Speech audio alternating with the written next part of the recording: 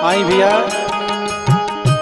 हम सरबजीत सिंह आप सब तमाम भोजपुरिया श्रोता समाज के हाथ जोड़ के प्रणाम करतानी या पैर छू के गोड़ लागतानी। लाइव के माध्यम से उपस्थित बानी। एगो बहुत ही सुंदर गीत बड़ भाई गुंजन पांडे जी के लिखल गीत बा।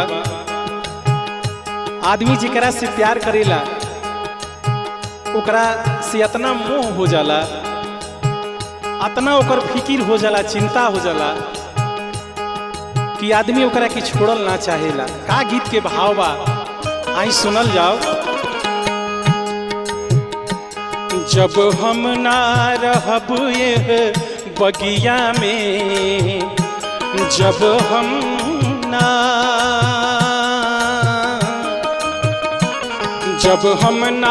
रहब ये बगिया में, कोयलिया बोल का करबू। जब हम ना रहब ये बगिया में, कोयलिया बोल का करबू।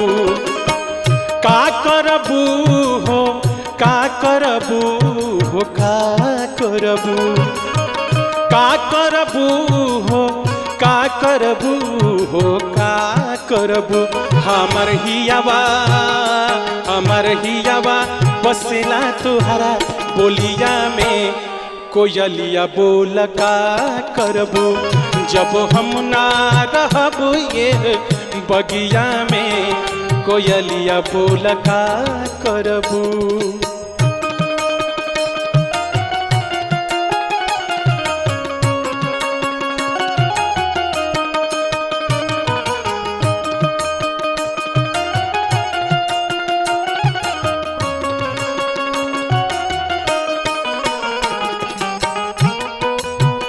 क्या बात है।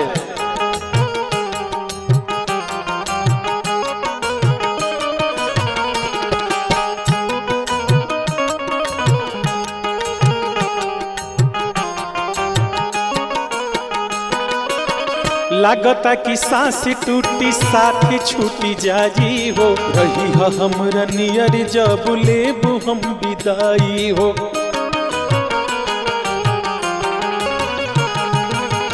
लागता कि सांस टूटी साथ छूटी जाई हो। रही हमरा नियर जब लेबो हम विदाई हो। हमारे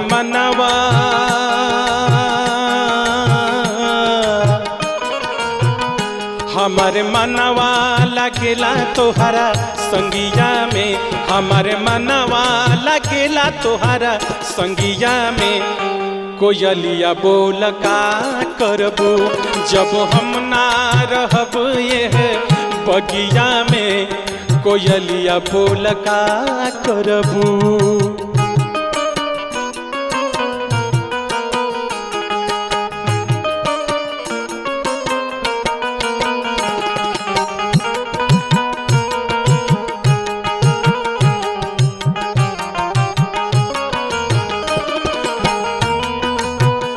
क्या बात है।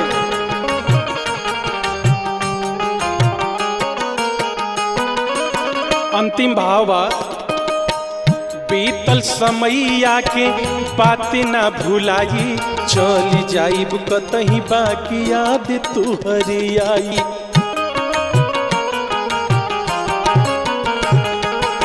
बीतल समैया के बात ना भुलाई, चले जाइब कतही बाकी याद तोहरे आई।